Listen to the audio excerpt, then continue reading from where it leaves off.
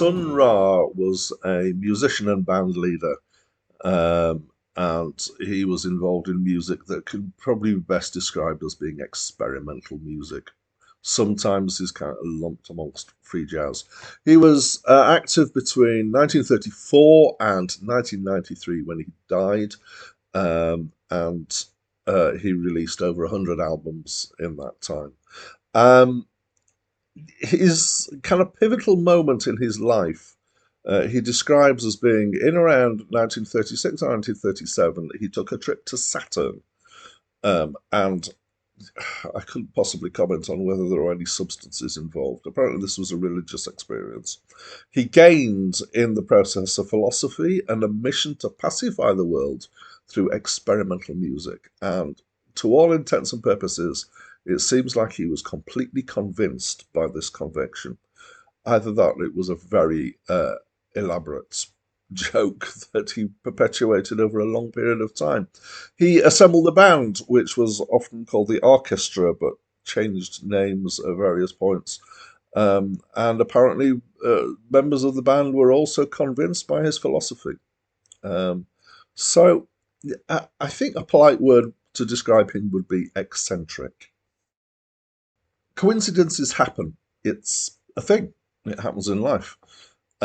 It seems that I have two back-to-back very challenging albums, and there's some similarities between them.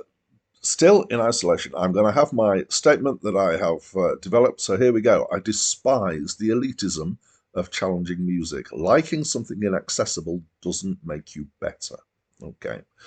And I understand the place of experimentation in the arts, so I don't think that the existence of experimental music is a bad thing.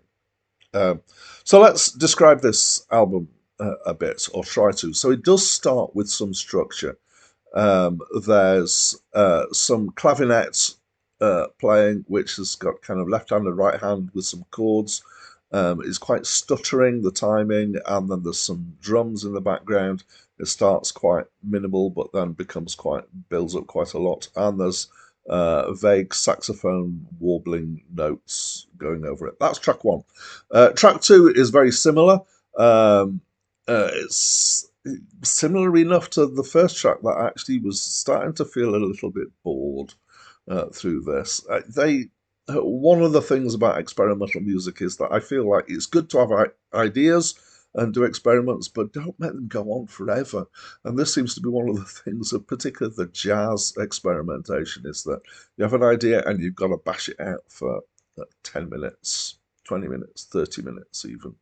Anyway, moving on. Track three starts with mostly drumming, which sounds kind of just about chaotic. It sounds quite similar to some traditional African drumming that I've come across, but has pushed it into the realms of chaos beyond the structure. There probably is structure in there, it's just hard to pick out.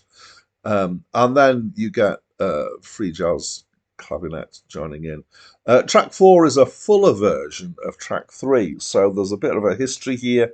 There was the first version of this track appeared on the first release of this album. The second version appeared on the second release, and this was the third release I think that I was listening to, which had both versions on. Track five is almost entirely drums, and then track six is this is where things really get quite extreme here. It's called Atlantis, and it's a live piece, and it's long and chaotic. And the central section of it seems to be mostly Sun Ra trying to get as many notes as possible in as short a time as possible out of his organ by basically attacking it violently, and in the process making something that is a distinct attack, a violent attack on the listener. It's, I have to say, as an album to listen to, not at all pleasant. So unless you're really into the very experimental stuff, I would thoroughly recommend that you stay away from this album.